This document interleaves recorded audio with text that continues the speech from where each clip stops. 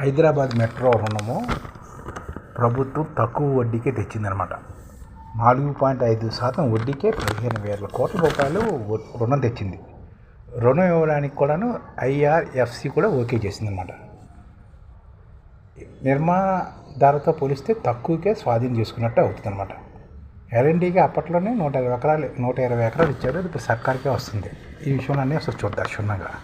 Hyderabad metro రైలును స్వాధీనం చేసుకున్న రేవంత్ రెడ్డి ప్రభుత్వం అందుకు చెల్లించాల్సిన నిధులను ఎంత శాతం వడ్డీకి తీసుకొస్తుందో అనుకుంటే కేవలం 4.5% వడ్డీకి మాత్రమే ఈ రుణాన్ని తీసుకుని ఇచ్చింది. మెట్రో రైల్ ప్రాజెక్టు నిర్మాణానికి ఎల్ఎన్టీ గతంలో 8% అప్పు తెస్తే కాళేశ్వరం ప్రాజెక్టు నిర్మాణానికి కేసీఆర్ ప్రభుత్వం 9.45% నుంచి 11% మధ్య వడ్డీకి 87,449 కోట్లు రుణం తెచ్చింది అన్నమాట.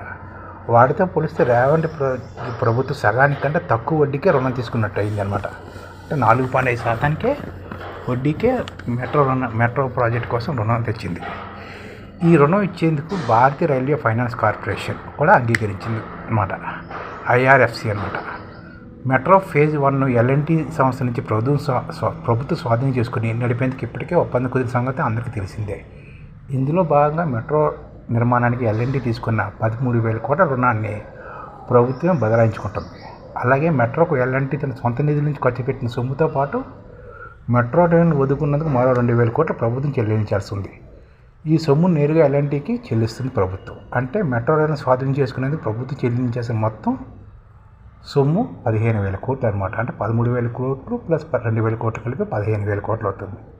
ఈ మొత్తాన్ని రాష్ట్ర ప్రభుత్వం ఐఆర్ఎఫ్సి నుంచి రుణంగా తీసుకుంటుందన్నమాట. దీనిపై వడ్డీ సుమారు 4.5%గా ఉంటుంది. ఎల్ఎన్టీతో పోల్చిన గత ప్రభుత్వం వివిధ ప్రాజెక్టులు తీసుకున్న అప్పుతో పోల్చిన ఇప్పుడు మెట్రో రైలుకు రేవంత్ రెడ్డి సర్కార్ తీసుకున్న వడ్డీ చాలా తక్కువని, ఇది ప్రభుత్వం లాభదాయకంగా మారుతుందని మెట్రో రైలు అధికారులు కూడా చెప్తున్నారు. ప్రభుత్వం భారం తగ్గుతుందని కూడా వివరిస్తున్నారు. నిజానికి 15,000 కోట్లు పెట్టి ప్రైవేట్ ప్రాజెక్టును ప్రభుత్వం తీసుకున్న దాఖలాలు దేశంలో ఎక్కడా లేదు. సదరు ప్రాజెక్టుకు అత్యంత తక్కువ వడ్డీకి నిధులు సమకూర్చడం కూడా ఒక రికార్డ్ అయిన అధికార వర్గాలు చెప్తున్నారు అనమాట. ఎల్ఎన్టీ నుంచి మెట్రోలను స్వాధీనం చేసుకోవడం రాష్ట్రానికి లాభదాయకమైన ప్రభుత్వం చెబుతుంది. ఇందుకు కారణం లేకపోలేదు. మొదటి దశ మెట్రో రైలు ప్రాజెక్టు మొత్తం 67 కిలోమీటర్లు. ఈ ప్రాజెక్టును ప్రభుత్వం 15,000 కోట్లకు తీసుకుందనమాట. అంటే ఒక్కొక్క కిలోమీటర్కి 246 కోట్లు ఖర్చు అవుతున్నట్లు లెక్క. అదే రెండో దశ డిపిఆర్ ప్రకారం ఇప్పుడు 1 కిలోమీటర్ మెట్రో రైలు నిర్మించాలంటే 350 కోట్లు అవుతుందని అంచనా. అంటే 67 కిలోమీటర్లకి 21,250 కోట్లు ఖర్చు అవుతుంది. దీంతో పోలిస్తే ఎల్ఎన్టీ నుంచి మెట్రోను హైదరాబాద్ మెట్రోను ప్రభుత్వం చాలా చౌక ధరకు తీసుకున్నట్లు అవుతుందని అధికార వర్గాలు కూడా వివరిస్తున్నాయి. అంతేకాకుండా మెట్రో రైలు నిర్మాణానికి అప్పట్లో ప్రభుత్వం భారీగా భూములు ఇచ్చింది. మెట్రో స్టేషన్ దగ్గర కట్టిన మాల్స్, షాపింగ్ కాంప్లెక్స్తో పాటు ఖాళీ భూములన్నీ ప్రభుత్వానికి దక్కలు పడుతున్నాయి. అంటే ఇప్పుడు మెట్రో స్టేషన్ దగ్గర కట్టిన మాల్స్, షాపింగ్ కాంప్లెక్స్తో పాటు ఖాళీ భూములన్నీ ప్రభుత్వానికే వస్తున్నాయి. మెట్రో నిర్మాణ సమయంలో స్టేషన్లు, డిపోలకు కూడా వాణిజ్య అవసరాల కోసం ఎల్ఎన్టీకి 120 ఎకరాలు ఇచ్చింది. ఎల్ఎన్టీ ఆ స్థలాన్ని అభివృద్ధి చేసుకుని దాని ద్వారా ఆదాయం పొందేలా చూశారు. ఇందులో 49 ఎకరాలు మాత్రమే ఎల్ఎన్టీ సంస్థ మాల్స్ నిర్మించి అద్దెకిచ్చింది. ఇప్పుడు ఆ మాల్స్తో పాటు ఇంకా అభివృద్ధి చేయకుండా ఉన్న 71 ఎకరాలు కూడా ప్రభుత్వానికే చెందుతాయి. అయితే ఎల్ఎన్టీ నుంచి ప్రభుత్వానికి వచ్చే ఆస్తులు వేలం వేయడానికి వీలుండదు. ఎందుకంటే ఆ ఆస్తులు తనఖా పెట్టినందుకే ఐఆర్ఎఫ్సి అంటే భారతీయ రైల్వే ఫైనాన్స్ కార్పొరేషన్ రుణం ఇచ్చింది. అందుకే ఐఆర్ఎఫ్సి తనఖా పెట్టగా మిగిలిన భాగాన్ని అవసరమైతే వేలం వేసే ఆలోచన కూడా ప్రభుత్వం ఉంది. ఇప్పుడు మెట్రో నిర్వహణ ఫ్రాన్స్కి చెందిన కియోలిస్కే ఇవ్వాలనుకుంటున్నారు అన్నమాట. మెట్రో రైలు మొదటి దశను ఎల్ఎన్టీ పూర్తి చేసి ఉపయోగం తెచ్చినట్టు నుంచి దాని నిర్వహణ బాధ్యతను ఫ్రాన్స్కి చెందిన కియోలిస్ కంపెనీ చూస్తుంది. ఇప్పుడు ప్రభుత్వం కూడా అదే సంస్థకు నిర్వహణ బాధ్యతను కొనసాగించనుంది.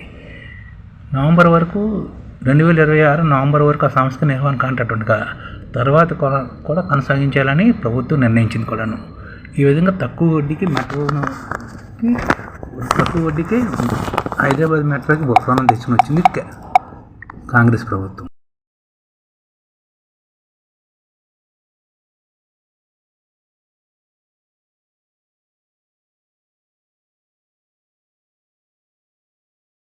ఈ ఛానల్ ముఖ్య ఉద్దేశం ఏంటంటే మన తెలుగు రాష్ట్రాల్లో 1 కోటి మందికి సంఘటిత రంగాల్లో ఏ విధంగా ఉద్యోగాలు ఇవ్వవచ్చు, కనీస నెల జీతం 30,000 వరకు ఏ విధంగా ఇవ్వవచ్చు, ఏ విధంగా చేస్తే ఉద్యోగాలు సృష్టించబడతాయో వివరిస్తూ ఈ ఛానల్ వీడియోలు వస్తాయి. అలాంటి వీడియోలు మీకు కావాలంటే మన ఐడిఎఫ్ భాస్కర్ ఛానల్ని సబ్స్క్రైబ్ చేసుకోండి. ఐడిఎఫ్ అంటే ఇండియన్ డెవలప్మెంట్ ఫోర్స్. ఈ వీడియోలు చూసిన తర్వాత మీకు నచ్చితే లైక్ చేయండి, మీ ఫ్యామిలీ మెంబర్స్కి షేర్ చేయండి మరియు మీ ఫ్రెండ్స్కి షేర్ చేయండి. Thank you. నమస్కారం.